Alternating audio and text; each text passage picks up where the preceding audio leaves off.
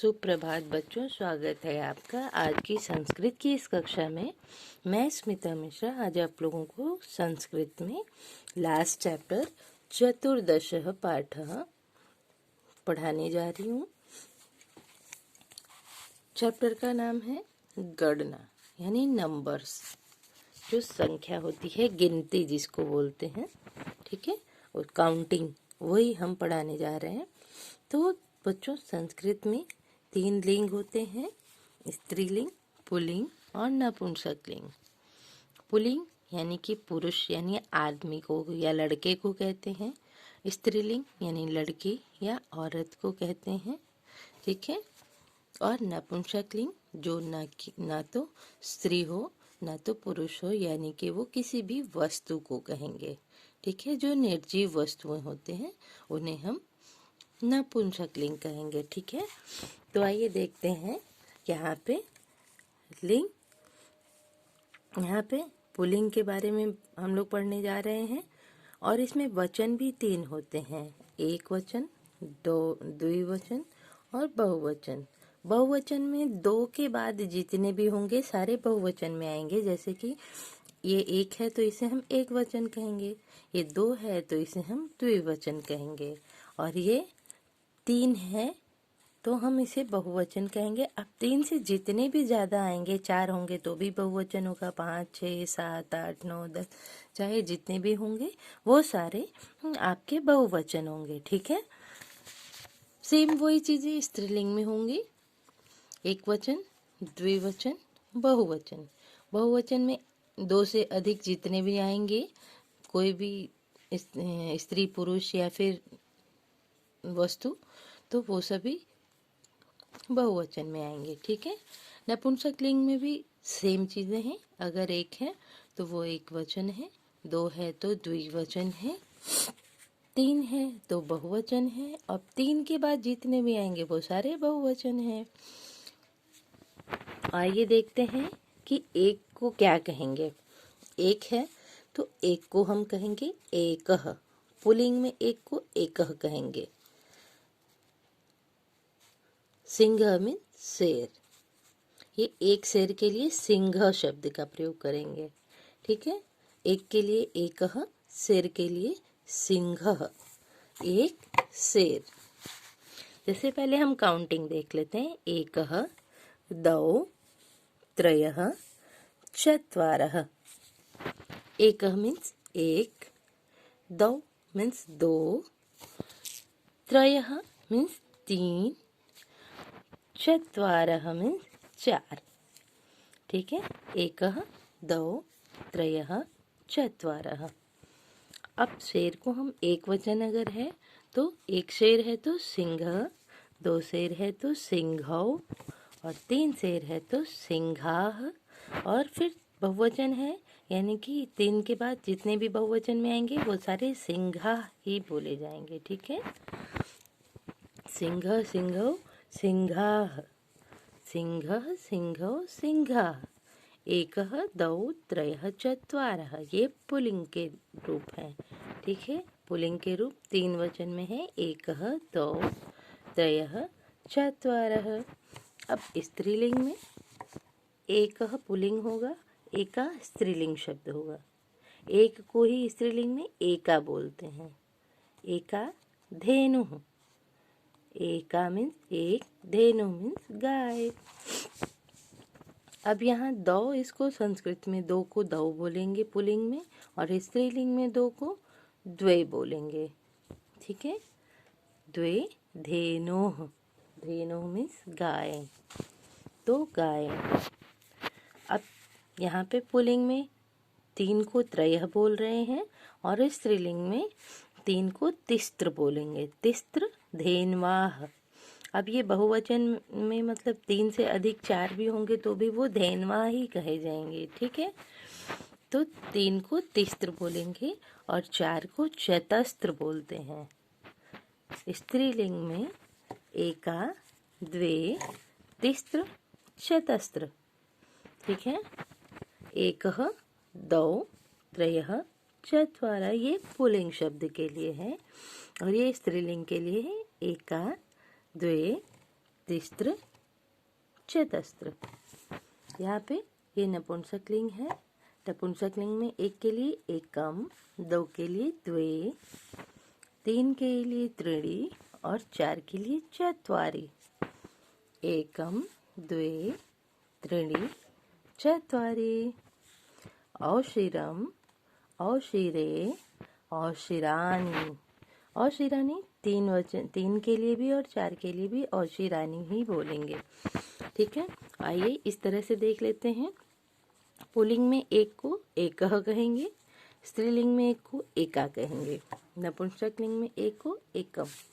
एकह एका एके एकम, एकह एका एकम। पुल्लिंग स्त्रीलिंग नपुंसकलिंग। संस्कृत के द्विवचन में दौ पुल्लिंग के लिए है, द्वे स्त्रीलिंग के लिए है और द्वे नपुंसकलिंग के लिए भी द्वे शब्द ही है, दो के लिए।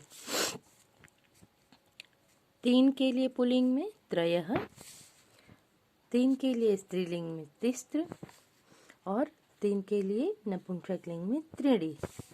त्रयः तिस्त्र त्रीणि। चार के लिए पुल्लिंग शब्द के लिए चत्वारः, चतस्त्र और चत्वारि। तो एक से चार तक के जितने भी संख्या होंगी वो सभी एक से चार तक की गिनती के रूप जो है पुल्लिंग, स्त्रीलिंग और नपुंसकलिंग में भिन्न भिन्न होते हैं, यानी अलग अलग होते हैं। ये सभी शब्द एक से चार तक में अलग अलग होते हैं, ये नंबर्स जो होते हैं। और चार के बाद से सारे एक तीनों लिंगों में एक समान होते हैं। जो चीज़ें स्त्रीलिंग, जो स्त्रीलिंग पंच जैसे स्त्रीलिंग में भी है, चार के बाद पांच आता है, पांच को हम पंच कहते हैं। तो पंच अगर स्त्रीलिंग में है तो पुल्लिंग और नपुंसकलिंग तीनों में पंच ही प्रयोग किया जाएगा। ठीक है, तो इस तरह से आप इन एक से चार तक की संख्याओं को याद कर लीजिए। एकः तौ त्रयः चत्वारः, ये पुल्लिंग के लिए है। एकः द्वे तिस्त्र चतस्त्र, ये स्त्रीलिंग के लिए है। एकम द्वे त्रीणि चत्वारि, ये नपुंसकलिंग के लिए है। ठीक है बच्चों, अब चार तक आपके अलग अलग शब्द होंगे। ठीक है, स्त्रीलिंग पुल्लिंग लिंग के अनुसार अलग अलग शब्द होंगे गिनती के, और चार के बाद जो है वो सेम हो जाएंगे। जैसे चार के बाद है ये पाँच पंच, पाँच, षट, छः, सप्त, सात, अष्ट, आठ, नव, नौ, दस, दस, एकादश, 11, द्वादश, 12,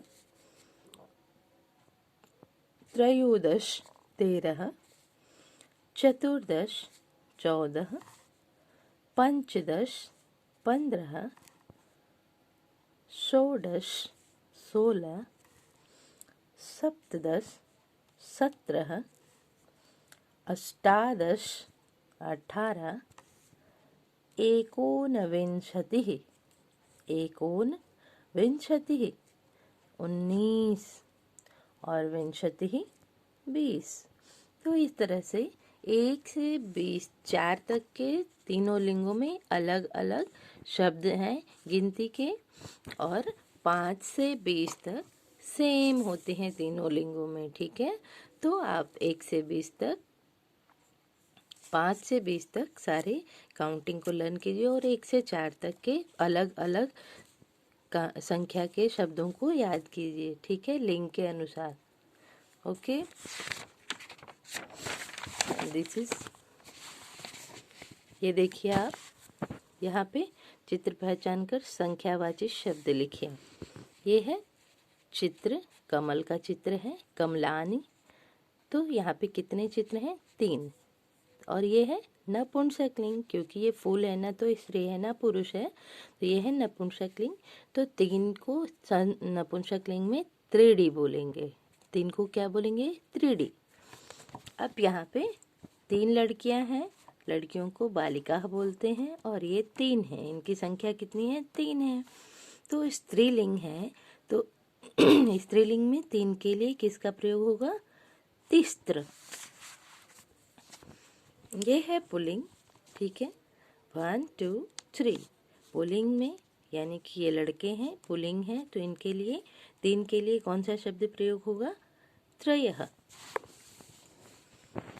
यहाँ देखिए, ये घर है, एक घर है, ठीक है। तो एक नपुंसक लिंग शब्द है, यानी ना ये स्त्री है ना ये पुरुष है, तो एक को हम नपुंसक लिंग में क्या कहेंगे? एकम, ठीक है। ये है बकरियां हैं, यानी ये स्त्री हैं, इसको हम अजय कहते हैं। 2 हैं, इसलिए हम इन्हें अजय कहेंगे। और ये क्या कर रही हैं? ये कितनी है? ये कितनी बकरियां हैं? 2 बकरियां हैं। 2 स्त्रीलिंग हैं, बकरियां स्त्री हैं, इसलिए स्त्रीलिंग के 2 के लिए स्त्रीलिंग शब्दों में क्या प्रयोग करेंगे? द्वे। ये है बॉल, कंदुकानी मतलब बॉल। तो ये कितने बॉल हैं? 1 2 3 4। ये भी ना स्त्री है ना पुरुष है, यानी नपुंसक लिंग है, तो इसे हम कहेंगे चत्वारि, ठीक है। नेक्स्ट शब्द, 7 को हम सप्त कहेंगे, 19 को एकोन विंशतिः, 12 को द्वादश, 3 को त्रयः। 3 को यहाँ पे 3 है तो अगर पुल्लिंग है, लिंग के अनुसार यहाँ पे शब्द लिखे जाएंगे, क्योंकि यहाँ पे कोई लिंग निर्धारित नहीं किया गया, इसलिए मैंने 3 को त्रय पुल्लिंग शब्द ही लिखा है। स्त्रीलिंग होता है तो तिस्त्र, और नपुंसक लिंग होता है तो त्रिड़ी होता है, ठीक है। 16 को षोडश, 11 को एकादश, 9 को नव, 13 को त्रयोदश, ठीक है। सप्त यानी कि ये 7 नंबर है। यहाँ पे आपको संस्कृत शब्दों को अंकों में लिखना है, यानी नंबर्स। द्वादश यानी 1 to 12, नवम यानी 9, सप्तदश यानी 17 17, अष्टादश यानी 18 18, एकादश यानी 11 11। Okay, so now your Sanskrit syllabus is completed. Then you have to complete this page with the help of this video and learn about number in